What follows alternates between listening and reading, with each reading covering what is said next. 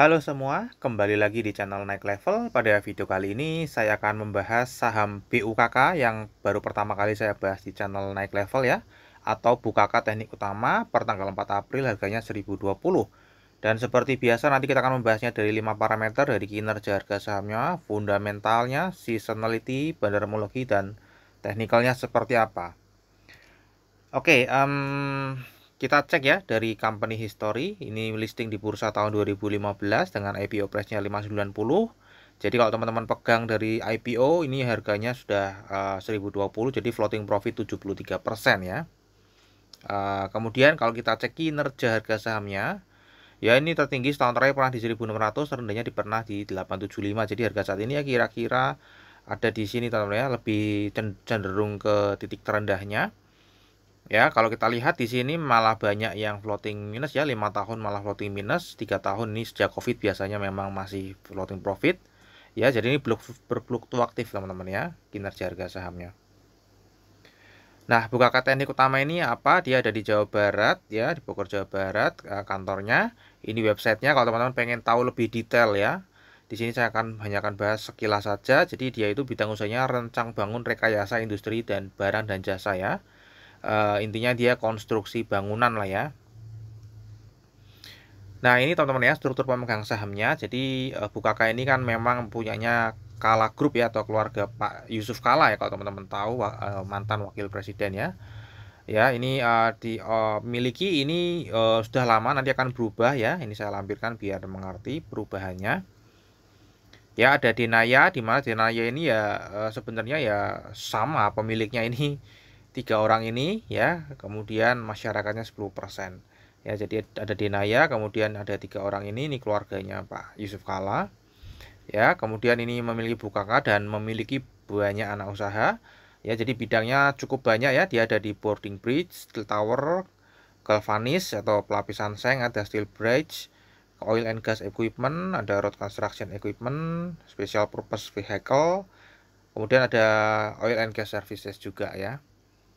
Nah, ini kira-kira gambaran besarnya ya. Dia ada boarding bridge ya, ini yang buat itu ya, buat boarding baik ke pesawat terbang ataupun ke kapal ya biasanya. Kemudian ada steel tower, ini untuk sutet biasanya ya, listrik. Ada juga untuk telekomunikasi. Kemudian ini pelapisan seng. Kemudian dia ada konstruksi servis oil dan gas ya, di laut maupun darat. Ada pembangunan jembatan menggunakan baja steel ya, menggunakan logam. Kemudian ada oil and gas equipment juga punya ada. Road construction juga equipment dia juga punya, menyediakan. Dan ada sub special purpose vehicle ya, atau kalau kita lihat di sini mobil pemadam kebakaran, mobil pengangkut minyak dan gas, seperti itu kira-kira ya. Nah, kalau kita lihat ya, pendapatannya itu paling banyak dari yang pertama adalah jaringan transmisi listrik, karena memang anak usahanya itu ada yang memiliki PLTA ya, atau pembangkit listrik tenaga air terbesar di Indonesia. Jadi enak ya kalau sudah punya pembangkit listrik tenaga air, itu kan air kan akan berjalan terus ya, menghasilkan energi yang bisa dijual ke PLN. Ya, kita lihat ya, transmisi listrik dan jembatan ini paling tinggi ya, 2,4 triliun. Tertinggi kedua dari kontrak konsesi ya, tentu saja ini mestinya tadi ya, oil and gas gitu ya. Nah, dia juga ada produk nikel juga teman-teman ya di sini ya, ada nikel juga, ada perlengkapan bandar tadi ya, Galbarata, kemudian ada kendaraan khusus juga ya. Jadi ini gambarannya paling besar masih di jaringan transmisi listrik ya teman-teman ya. Nah, kalau kita cek kinerjanya sejak 2014, ini kalau kita lihat naiknya sudah lumayan tinggi ya teman-teman ya. Baik dari sisi pendapatan maupun dari sisi labanya ini sudah jauh ya teman-teman ya. Jadi ini sudah berkembang cukup pesat sejak IPO di Bursa Efek Indonesia. Dan kalau kita lihat secara struktur pendapatannya memang secara laba kotor ini turun, namun kalau kita perhatikan laba usahanya dan laba bersihnya ini meningkat ya. Laba bersihnya sejak 2021 sudah sejak 2020 sudah double digit ya, atau 10%, 12, dan ini bertahan sampai tahun 2023 ya. Dimana ini tentu saja membaik ya, dari sisi nominal pendapatan naik, dari struktur pendapatannya juga laba bersihnya naik. Kita lihat pendapatannya 2022 ke 2023 juga masih naik cukup signifikan 38,6%. Laba kotornya juga naik, ini sudah nyaris 1 triliun ya. Ini perusahaan yang berkembang terus, kemudian laba usahanya juga naik dan laba bersihnya juga naik menjadi 711 miliar. Nah, bagaimana dengan valuasinya? Dengan kinerja yang tadi selalu naik, ternyata valuasinya justru cenderung turun, teman-teman ya. Kalau kita lihat, harganya memang naik sejak IPO, namun kenaikannya itu tidak seimbang dengan kenaikan kinerjanya. Ya, sehingga ya ini valuasinya jadi tambah lama tambah murah di mana saat ini adalah valuasi termurah secara PBV di 0,6. Ya, average-nya di perdagangan di 1,48. Ya, jadi ini secara book value sedang murah-murahnya ya, dan perusahaannya juga kinerjanya sedang naik-naiknya. Secara PER juga sama, ini adalah PER terendahnya sejak 2015 atau sejak IPO. Ya, dimana waktu itu PER-nya masih tinggi sekali, kemudian ini sudah mulai bagus ya. Ya, jadi ini harganya naik, namun kinerjanya atau earning-nya naiknya jauh lebih tinggi daripada kenaikan harga sahamnya, sehingga valuasinya menjadi sangat murah. Kalau kita lihat di sini, PER-nya hanya 3,9, artinya dalam waktu 4 tahun ke depan, itu perusahaan akan naik atau kembali modal atau boleh dibilang book value-nya akan naik 2 kali lipat ya dalam waktu 4 tahun ke depan jika mempertahankan kinerjanya sama dengan tahun 2023. Kalau bertumbuh lagi ya mestinya lebih cepat. Ya, artinya kalau harganya nggak naik, artinya valuasinya akan semakin murah lagi, teman-teman. Nah, secara earning yield juga ini adalah yang termurah di saat ini ya, di 25,7%. Ya, di mana rata-rata ini diperdagangkan di harga wajarnya 11,4%. Nah, berapa harga wajarnya? Earning yield-nya ini ada di PBV 1 sampai 1,5 ya, ini harga wajarnya, atau 1.700 sampai 2.600, atau harga saat ini 1.020 ini terdiskon 42 sampai 61%. Jadi ini memiliki potensi bagger, teman-teman ya, dibandingkan dengan harga wajarnya. Nah, untuk dividen sendiri ini belum pernah membagikan dividen ya, dan tidak akan membagikan dividen saya yakin. Namun sudah diberikan, jadi gini, perusahaan tidak membagikan dividen, namun cashnya atau labanya itu digunakan untuk mengembangkan perusahaan lagi. Terbukti tadi ya, omsetnya, pendapatannya selalu naik dan labanya selalu naik ya. Jadi yang diberikan di sini adalah nilai ya, nilai value perusahaannya semakin tinggi, teman-teman ya. Namun ya harganya belum mengikuti. Jadi sebenarnya cukup menarik perusahaannya. Kemudian secara kesehatan finansial kita lihat quick ratio-nya juga mepet, teman-teman ya. Padahal kita tahu ini belum tidak pernah membagikan dividen. Ya, current ratio-nya juga mepet juga di 1. Debt to equity ratio-nya masih bisa dijaga di bawah 1 ya, karena labanya setiap tahun dipakai terus. Ya, namun kadang mungkin kurang ya, ekspansinya sangat gencar sehingga masih membutuhkan hutang. Padahal secara ekuitas mestinya naik terus, teman-teman ya. Namun ini debt to equity ratio-nya berarti juga ikut naik, karena ekuitasnya naik, rasionya DER-nya naik, berarti debt-nya itu ikut naik. Nah, kalau secara seasonality memang ini tidak cukup menarik ya untuk dibeli di semester 1 setiap tahunnya. Ini menarik dibeli nanti di semester 2-an ya, di Desember ini lumayan naiknya, teman-teman ya. Nah, untuk struktur sahamnya tadi sudah disebutkan di awal, dan ini sudah ada perubahan ya. Denaya Cakra Cipta ini tadinya 40%, ya sebenarnya Denaya ini juga dimiliki oleh 3 orang ini ya, satu grup, satu keluarga. Cuman ini dipindah, teman-teman ya, dipindah menjadi nama pribadi masing-masing ya. Masyarakatnya juga bertambah kecil ya, cuma dari 9,1. Ya, ini komisaris dan direksi, jadi ada ini Ahmad Kala ini tidak masuk ke komisaris dan direksi. Untuk peran investor asing di saham ini sangat kecil ya. Kemudian untuk investor retailnya, karena ini bercampur, saya sebenarnya mau misah, cuman terlalu effort ya.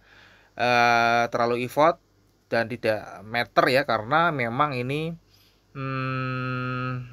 likuiditasnya sangat kecil dan tidak ada perubahan yang berarti ya. Kalau kita lihat ya, jumlah lembar sahamnya tidak ada perubahan yang berarti, teman-teman ya, kecuali pada saat perpindahan dari pengendali ke antar pengendali ya, yang lainnya nggak ada artinya. Jadi saya rasa mau ngecek satu-satu untuk memisahkan pengendali, effortnya tidak sepadan ya dengan apa yang akan kita dapat value-nya.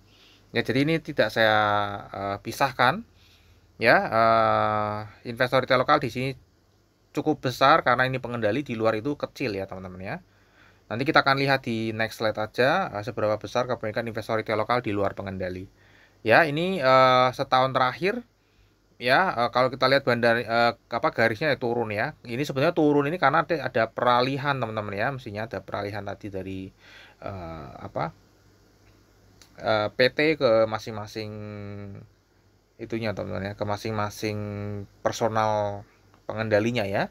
Jadi terlihat big distribusi ya, namun ini saya anggap netral aja teman-teman ya, karena memang likuiditasnya ini sangat kecil. Nah, kita lihat di sini ya teman-teman ya, dari struktur pemegang sahamnya dari 2,6 miliar lembar saham ini ya, kepemilikannya itu lokal ID paling besar ya, dan terbesar kedua adalah lokal CP. Ya, ada lokal others ini hanya 4,48%. Jadi saham ini sebenarnya tidak cukup menarik karena apa? Karena hanya dipegang oleh pengendali dan investor retail lokal. Jadi di luar pengendali, sisanya itu investor retail lokal semua. Nggak ada reksadana, nggak ada. Ini kecil sekali ya teman-teman, nggak ada artinya sama sekali. Ya, berarti sisanya itu personal juga teman-teman ya. Jadi dari situ aja kita sudah tahu berarti sisanya dari pengendali adalah investor retail lokal. Di mana investor retail lokal itu ya, menurut saya sih masih ada hubungan keluarga karena jumlahnya sangat sedikit tadi ya, hanya cuma 900-an. Nah, ini di Februari kemarin teman-teman ya, kalau kita lihat investor retail lokal jual kecil ya, nggak ada artinya lah, nggak ada perpindahan sama sekali ya. Likuiditasnya sangat kecil, nanti kita lihat. Nah, untuk di April ini 1 sampai tanggal 4 April ini cukup menarik ya. Hanya 3 broker yang membeli, yang lainnya ini jual semua. Ya, dan ini nominalnya sangat kecil ya teman-teman ya. Not value-nya aja cuman berapa ini, 0,1 miliar ya selama bulan April ini dari tanggal 1 sampai tanggal 4. Ya, jadi saya anggap netral aja teman-teman ya. Ini tanggal 22 Desember ya, ada perpindahan dari Denaya ke 3 orang ini ya. Nah, untuk pola teknikalnya kalau kita lihat ya sempat naik ke 1600 ya. Ya, volumenya tinggi, kemudian dia turun lagi ya. Volumenya kecil lagi dan saat ini hanya tinggal 17 juta per hari. Nah, kira-kira harga sahamnya kan kemana nih teman-teman ya? Kalau misalnya kita melihat seperti itu hanya oper-operan antar retail, ya mestinya harganya tetap akan ranging aja di sini teman-teman ya. Mungkin akan turun lagi, naik lagi ya. Nah, mungkin naik lagi ya, nggak jauh-jauh beda di sini-sinilah teman-teman. Ya, sampai kapan ya, nanti sampai ada reksadana yang analis yang wah melihat ini perusahaannya ternyata berkembang ya, kinerjanya naik terus gitu ya, tapi belum ada yang melirik. Nah, itu mungkin baru akan ada loncatan karena ini likuiditasnya kecil. Ya, mungkin salah satu pertimbangannya adalah dari reksadana, wah susah juga nih kalau mau masuk dan keluar gitu ya. Oke, ini saja dari saya ya. Jadi secara sahamnya kita akan cek kinerja jangka panjangnya naik, kinerja jangka pendeknya naik, valuasi murah, belum pernah bagi dividen dan kemungkinan tidak akan membagikan dividen dulu karena memang masih expand terus ya teman-teman ya. Berpotensi naik di atas 60% hanya di bulan Desember. Untuk Bandara Muragi saya anggap netral aja karena memang likuiditasnya sangat rendah ya. Jadi tidak ada bandar mungkin ya, kalau boleh saya simpulkan di sini technical ranging 4940 1190 ya, ini cuma oper-operan retail saja. Oke, terakhir disclaimer teman-teman ya, jadi analisa yang saya bagikan di YouTube ini adalah analisa saya pribadi yang tentu saja juga bisa salah. Ini bukan ajakan jual atau beli saham BUKK. Ya, silakan teman-teman tetap wajib melakukan analisa sendiri jika ingin membeli atau menjual saham BUKK. Jadikan video saya ini hanya sebagai second opinion. Oke, sampai di sini dulu aja analisa saham BUKK. Semoga bisa bermanfaat. Kita akan ketemu lagi di video yang berikutnya.